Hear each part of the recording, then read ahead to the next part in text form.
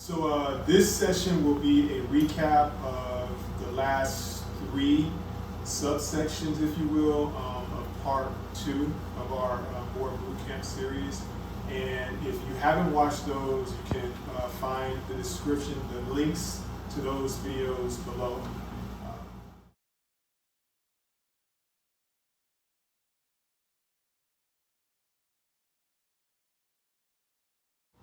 That's a very good question. And first, let's rehash the different positions that we have.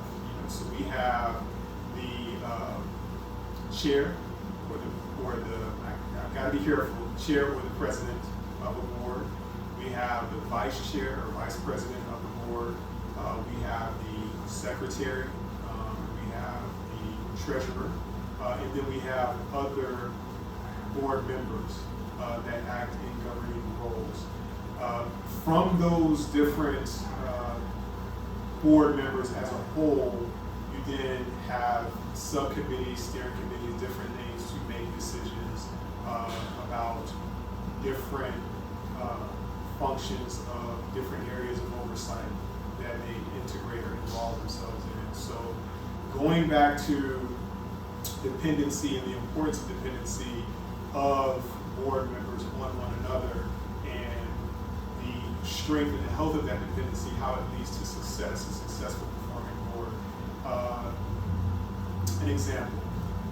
An example of that would be, just throwing this out, just random nonprofit or nonprofit that, let's say this nonprofit's mission is to provide food for the underserved, the homeless, families in need. So that's their mission throughout the year, to provide food to, again, the homeless, the underserved, and just families in need.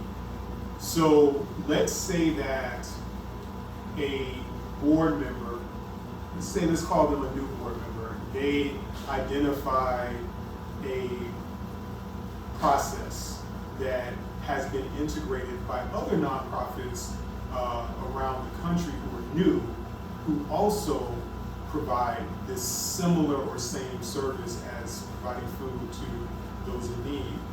And they instituted a function, a blueprint or a process in the way that they perform their service that actually is quite efficient and is quite effective.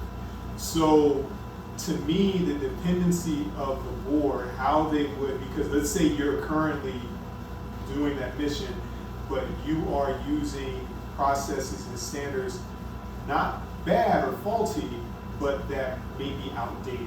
And it may be that the organization itself is not performing at par. They're actually performing below par, or below where they should be at their optimal level.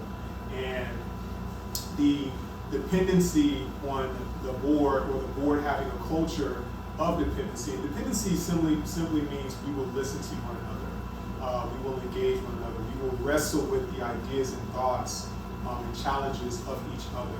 So let's say a young board member, they're brand new, they don't know much about being a member of a committee that oversees an organization, and so they're learning.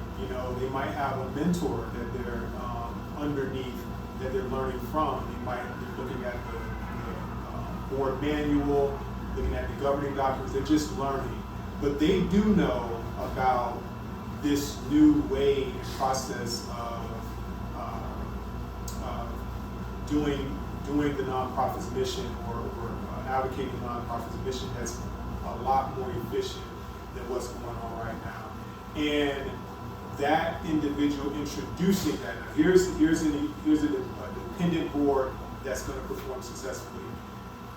If that young member, that young new board member, challenged the committee at a meeting with, hey, there's a new way or different process that's being performed around the country with new nonprofits that also perform the same service that we perform, that actually provides a lot more food to a lot more folks in need, can we think about or look at maybe integrating that process or bringing that up to our executive director to think about maybe integrating something similar in our nonprofit that would allow our nonprofit to feed more people and to perform at an optimal level that is higher than what we're performing now. So they're bringing that statement up. The dependency of a board on one another would take that challenge, that statement from that new board member, and not divorce themselves of it or pass over it or look beyond it, but they'll actually say, okay, let's stop and let's talk about that for a little while. Let's wrestle with that for a little while, and let's look at where we are and where we want to be. And if that's a part of where we want or we see ourselves in the future, you might want to take that on. You might want to take it. It is just an idea, but it's an idea that was brought out by a member, and if members depend on one another, they're going to use those different thoughts and ideas and value them, give them quality, give them weight, so that we can wrestle with them, we can discuss, because at the end of the day, if we're dependent on one another, then that might, if it's a good idea, and we integrate it, guess what? We are performing not only as a board, much more successfully in steering our organization to higher heights as a nonprofit, as an optimal performing nonprofit, but we're also functioning successfully in listening and communicating and wrestling with ideas together rather than in silos, because we're bringing that idea that person had to the table and discussing it in community. And that means that we are not, so that one individual that brought that idea is not alone functioning in a silo saying, okay, I have this idea, so I'll make it work. No, they're bringing it to the table, and everybody's dependent on one another to discuss, to challenge, to kind of wrestle with the idea, the thought, the process, and then together they will vote and either bring it to the forefront and maybe put it into the strategic plan, or say, no, not today, or not this year, or not at this time. But they all had a part in it, and they all were dependent on each other's ideas. So that would be an example of how the board would exemplify successful performance depending on one another.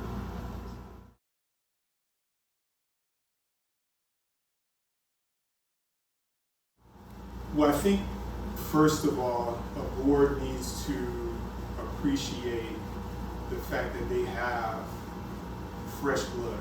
You know, they have these new folks coming in. And we're gonna take it back to brass tacks. So we're gonna assume that these new board members have never been on a board before. We're gonna assume that they're also young professionals.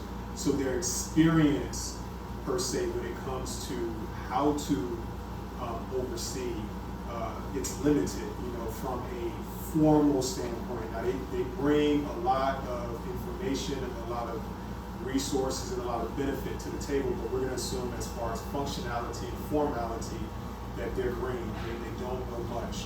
So from that vantage point, that's why it's important for a board to just stop and pause and say, okay, let's really, you know, appreciate where we are right now. We have, you know, maybe 1, 2, 3 brand new board members that have never been board members before. What should we do to make them feel welcome?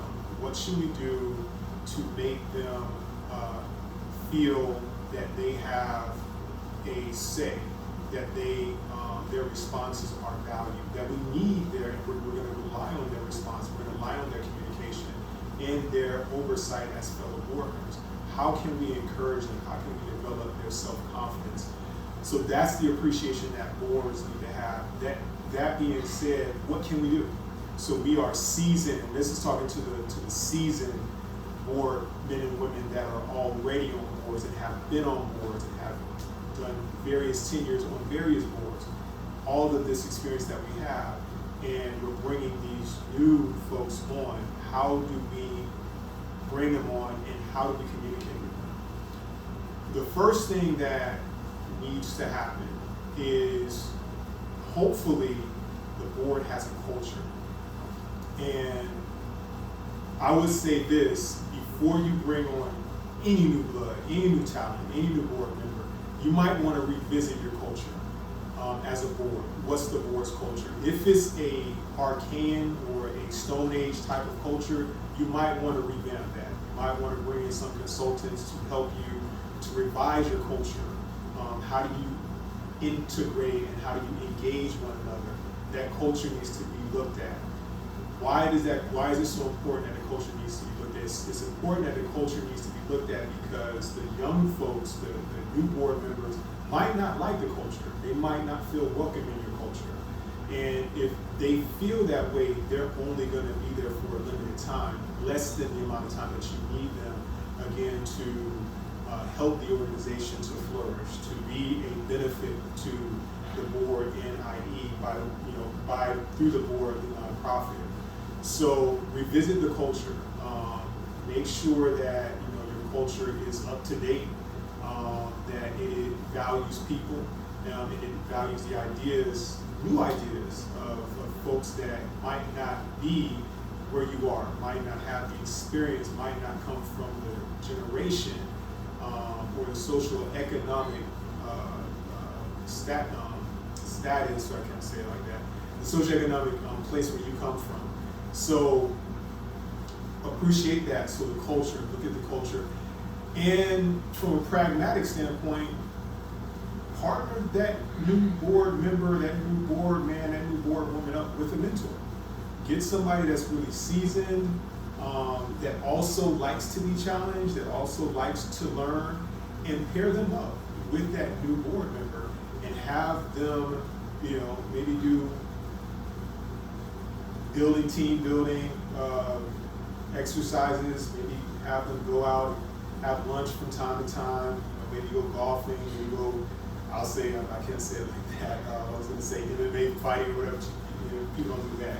But have them just go and engage one another and learn about the habits, the characteristics, the best practices that the board members that are currently sitting board members that have done various tenures perform their work, their job, and how the new board members might be able to take some of those best practices on, and as well as having the one who's been a board member for a while learn from this new individual different things, different aspects of how things have been done and are changing in the world that we live in the professional world that we live in, how we engage one another, what means of engagement do we have. I know now everybody has the Instagram, the Facebook, and the TikTok, but 10 years from now, that's going to be different. So we need to have, as older or more experienced board members, the humility to learn and understand the new ways of doing things, and that's a good process for the older, the mentors, to learn from the mentees. So I think those would be some of the more important things that I would say boards need to focus in on when they're trying to, again, make that new board member comfortable enough that they can have some vocal input in what's going on in that organization when they're overseeing the nonprofit, because that's what they need. That's why they're a board member, to help oversee that nonprofit. So you want them to feel comfortable enough to give their potent ideas, their potent challenges, their potent comments that can be discussed and vetted, so that if we need to maybe implement some of those ideas, some of those thoughts, some of those challenges in our process in the strategic plan of the organization to make the nonprofit better, we can. But we need them to be comfortable enough to share. So.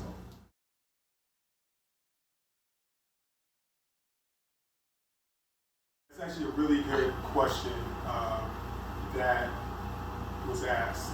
Are there any experiences that I can talk about that help me to gain comfort in my position as a new board member.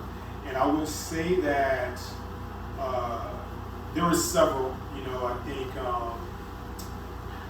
one of the key ones was pairing me up with a mentor and allowing me to communicate with the mentor, both on record and off record, just to understand and learn about the process, the difficulties, the challenges of being a board member, the benefits of being a board member, and how to conduct yourself as a board member, not only within the organization, within the nonprofit, at the meetings that you have periodically, but also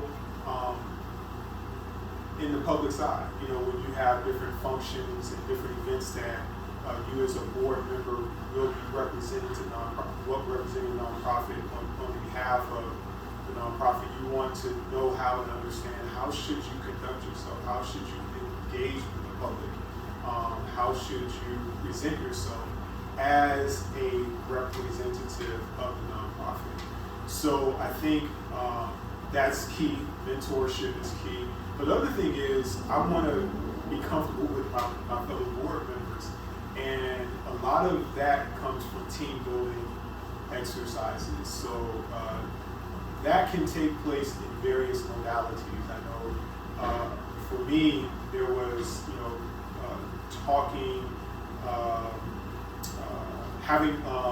having informal events where there's different, learning games and during training, board development, we had time to kind of integrate the training and the learning with games, with kind of teaming up with different board members and kind of challenging each other, laughing, enjoying one another's company, and learning more about each other. That's something that it built our comfort level up with one another. Another one is breaking bread together, going to lunch events, dinner events, just with the board, no outside donors, or, there's time for that and there's a purpose for that, but just with the board and, having a time where you can just kind of let your hair down and discuss the different ups and downs and what's going on in your process of life, and sharing that with each other and learning more about the person versus the professional. Team building, understanding each other. Again, making it comfortable to engage your fellow board members. And the reason why that's so vital and so important is because there are going to be some difficult issues that you as a board will come against. And some of those issues will have you at odds, vicious odds sometimes, with a particular board member.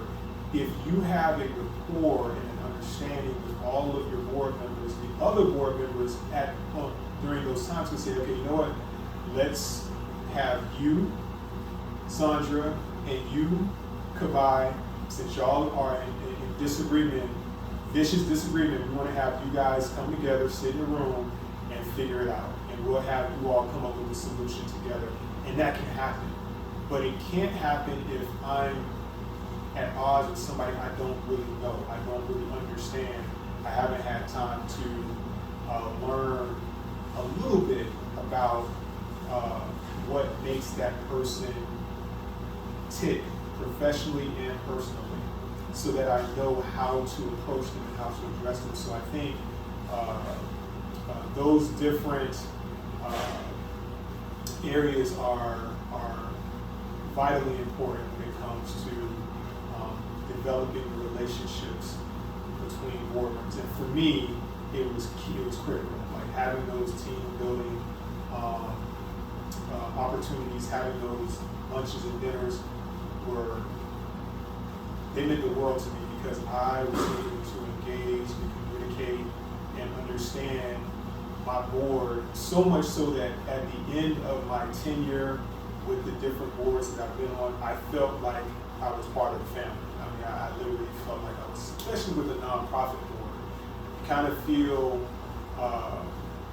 ownership of, you know, the relationships that you have. You know, you kind of protect them. You still know those people after your tenure with the board. So you become a little like, you know, a mini family in a sense.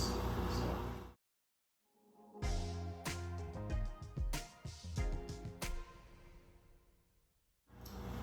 That's a good question, and I actually have just to let you all know, I am actually going to read the most critical policies and procedures that all boards should have, and then we'll discuss a little bit about some of these. Okay, so really not considered in and of itself a policy and procedure, but the information within it does lead you to different policies and procedures. So the governing documents, I think that's by any stretch of the imagination one of the key pieces of literature that any board needs to have when it's thinking about policy and procedures. So governing documents, but in a specific standpoint, though, I want to state these others. You have conflict of interest policy. Okay, a conflict of interest policy. We'll say a few things about that in just a second. Budgeting policy. We definitely want a budgeting policy. Executive compensation policy. That's definitely key. We want a whistleblowers policy. We want a fundraising policy. We want a donors privacy policy. And we want a document and records retention policy. So there's other policies, but when we say the most critical that all nonprofits should have and all nonprofit boards should ensure a nonprofit has, it's going to be these. You know, governing documents definitely needs to be there. Conflict of interest policy, budgeting policy, executive compensation policy, whistleblower policy, fundraising policy, donor privacy policy, document and records retention policy. So I'm going to mention a few things about a few of these, not all, but a few of these.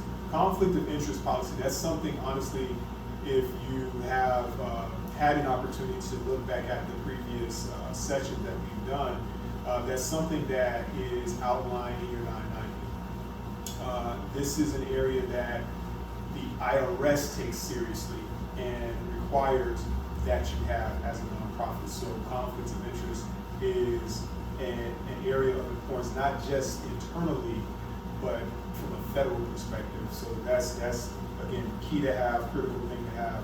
Budgeting policy.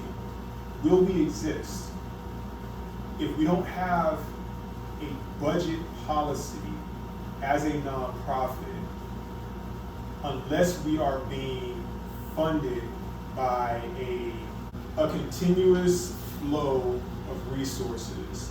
Unless you have that, then you rely on budgets. You rely on a budget to keep you relevant, keep you in existence.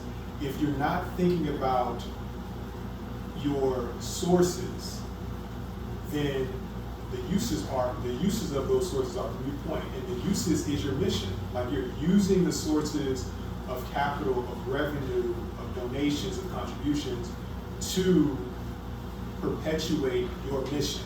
So if you're not considering, and if you're not taking seriously the sources of your revenue, then you can pretty much forget about the uses of it. If not this year, then really soon thereafter in the future. So again, unless you have a continuous flow of resources coming from somewhere, you need to really focus in and be cognizant of budgets. That's why budgeting policy is so very important. Executive compensation policy, important. Why is it important? So we're going to cover this in a later session, but the importance of an executive compensation policy is this.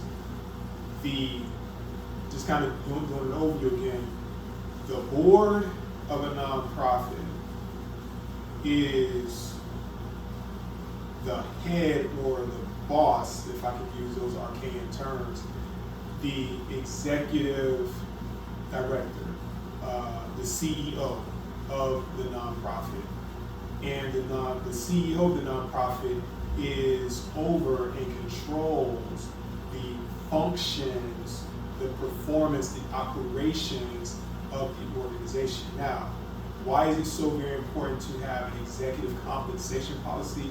Because we need a way, a methodology that we can subscribe to not only compensate our executive director, but we need to also be able to evaluate our executive director, because we're the board and our responsibility is overseeing the nonprofit.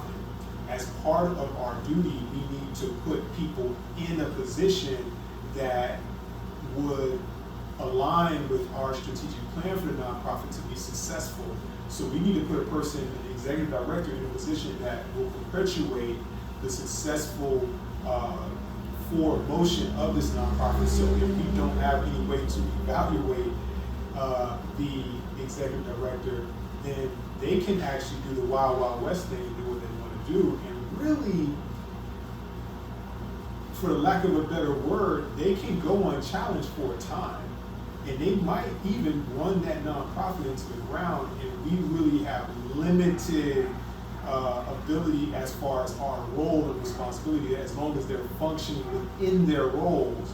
But if they're not performing, we don't have a policy to look at what are we looking at, what are our measures, what are our baseline indicators that would tell us, hey, we need to maybe have a conversation, we might need to bring in another ED. If we don't have any policy around that, then there may even be legal, not may, there will be legal ramifications if we just decide to, no, we're not going to go in that direction. If they sign a contract, we sign a contract, then we have to abide by that contract. And shame on us if we don't have a policy that would define a bit of how that contract should be played out, as far as, okay, do we have a review process? Is there checks and balances? How often are we reviewing? What are we reviewing about this executive director? So I think that, again, it makes it of vital importance to have an executive compensation policy. Again, it's not just about compensation, it's about compensation and our evaluation and review of the executive director. So, and then the whistleblower policy, that's so very important. There might be issues going on, again, talking about the executive director. There may be issues going on that staff are experiencing, or staff are realizing in the organization that they don't feel comfortable sharing with the ED for whatever reason, but it impacts the nonprofit. We need to have a policy, a process that would shield the staff from any repercussions from the executive director, but would get the information to where it needs to be so we can oversee the organization. So having a whistleblower policy so that those staff members, those interns, those volunteers can share with us different things that they see that might be troubling to the nonprofit, so we can then start to talk about it, discuss it, bring the ED in to discuss it and to walk us through what's going on, so that we would make sure that the nonprofit is performing at its optimal level. So whistleblowers policy is very important. Donors privacy policy, I think that's kind of self-explanatory. And document records retention policy, again, that's something that is not just a internal policy, but that's something that's also mandated and governed by federal, at a federal level, as far as how much time you need to hold onto certain records when it comes to you as a nonprofit. And if you're receiving government funds, you know, there's retention policies around the data and the documents that you collate when it comes to the mission that you are reporting when you're using those government funds. So there's different standards when it comes to records retention. So that's not only, again, an internal policy that a nonprofit can have, but also it actually aligns with federal and state records and retention policies that, again, are mandated by federal governments and state government. So those are, again, critical, important policies that every nonprofit should have.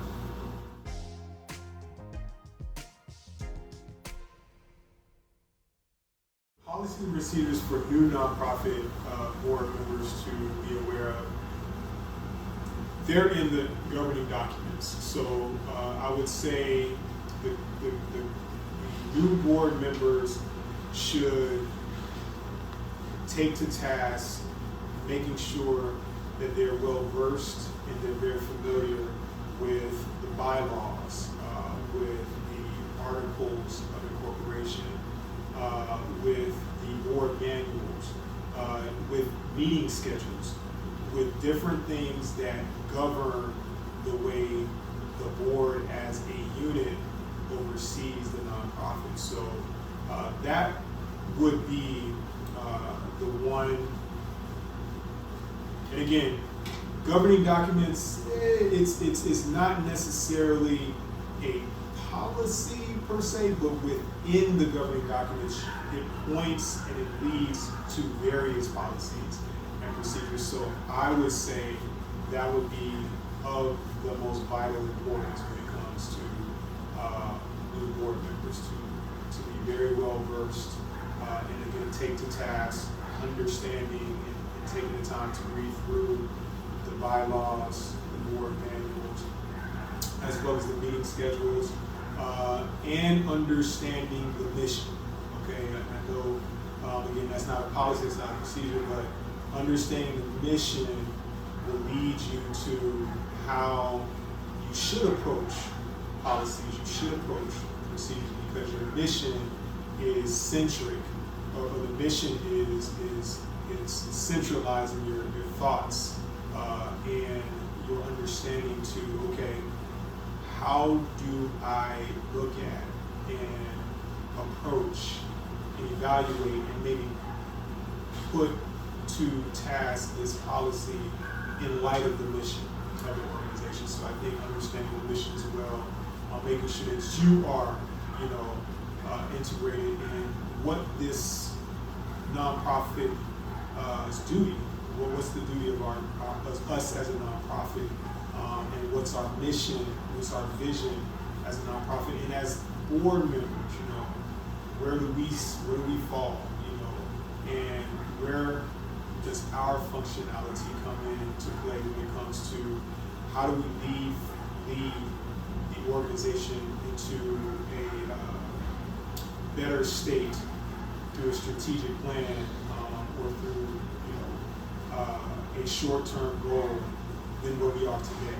So I think, again, the governing documents. So I wouldn't put too much on the shoulders of the new board members, but I would put that on their shoulders, is understanding being very well versed in the governing documents. That being said, they will, new board members that is, will have an opportunity to learn about the other relevant policies that we just mentioned.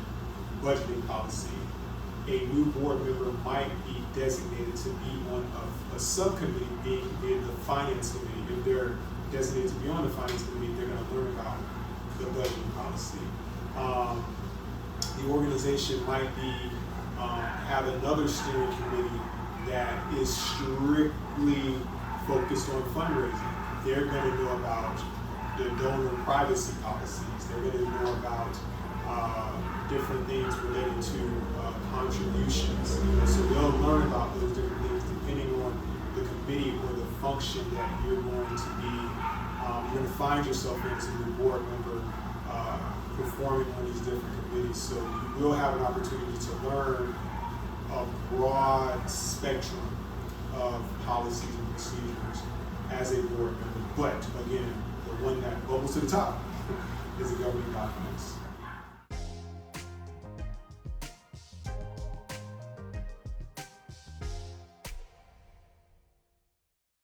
Question, and I just want to, because the 990, those of you who know what the 990 is and had the opportunity to take a look or populate areas of the 990, it can be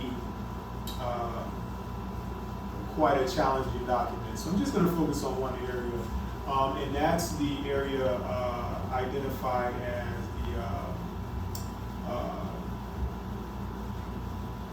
program outcomes for the year, so the current program outcomes. So in this area, and I think I'm summarizing the name, I believe it might be part 2 or 3 of the 990, but in this area, the 990 specifically asks, what new programs have you involved yourself in this year? What programs have you involved yourself in this year? And how do they align themselves with the mission? How have you integrated your operations, and how has that program integrated and aligned itself with your operations? So in that area, you have to describe not only financially, so quantitatively, but also qualitatively, how these new programs that you integrated into your process aligns with the mission and the vision of the organization. So this keeps a nonprofit honest in that as they're documenting their activity for the year, they can actually address personally, internally, have we been performing what it is we're in business to perform as a nonprofit? Have we been doing the things that are appropriate for our nonprofit status, or have we been engaging ourselves in activities that are nowhere near what we actually should be doing as an organization? So that area, again, it really just exemplifies where you are currently and where you are going in the future. So if you are on the wrong track, if you're doing things, you're finding yourself engaged in activities and programs that are nowhere near your exempt status that was given to you by the federal government, then you need to maybe ask some questions as a board and maybe challenge yourself as board members whether or not you need to potentially revisit addressing maybe updating your mission, updating your vision, updating your bylaws, updating things that need to be updated possibly. Maybe it's a situation where the things and the processes and the programs that you're running are outdated. Then it might make sense, let's revisit the mission. But if it's something else where we're just finding ourselves going astray, going off the beaten path because we don't know, then it might be a situation where, well, hey, are we, is that our mission? Is that our purpose to be, as a nonprofit, to perform that function, to involve ourselves in these programs? Or are we focused on what we say in our mission? And do we want to continue with our mission? If that's the case, then you might need to realign yourself, go back to the basics and perform the programs that got you started in the first place and why you are an organization thriving in the first place. So it's just having a sense of where you are and where you are looking to be and making sure that you're not venturing off your intended path. And if you are venturing off your intended path, it's primarily due to your organization possibly potentially being outdated. So maybe you need to update certain things, updating certain processes, procedures. It's not that you're not doing your mission, it's just that your mission to be done optimally, you need to change the way you do it. So I think that's an area again of the 990 that addresses, hey, where you are right now and what are you doing? And is it still in line with your mission? You know, and let's not forget, so on your nonprofit, every single time you do a 990, you have to state your mission. What are you, so the powers that be know what you're in business as a nonprofit to do, and you know what you're in business as a nonprofit, so you don't forget, and they really won't forget, but that you stay, keep your feet on solid ground as far as what we are here to do, what our mission is, what form or function do we want to fulfill in our society, what do we want to give back. I think that section actually, again, it's various sections. There's other sections that address different things with the organization, but that one I believe exemplifies ensuring that the organization is in line with what its mission and its vision intended to be in line with and function as far as nonprofits concerned, healthy nonprofits concerned.